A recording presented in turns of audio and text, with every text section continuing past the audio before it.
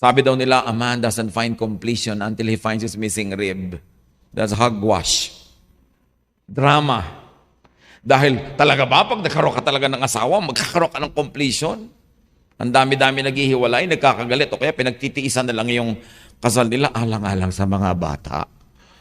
So, yung expectation mo na pupunuin ka ng ibang tao must be corrected.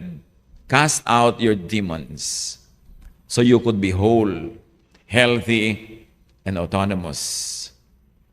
Sa Mark 16:9, Jesus had forced 7 demons out of Mary Magdalene. Maaari ang literal reading nito, talagang mga 7 demonyo pinalayas. Masamang espiritu, lumayas ka sa kanyang katawan. Pwede yon. Pero meron ding pwedeng malalim na reading yan. Demons that plagued the life of this woman.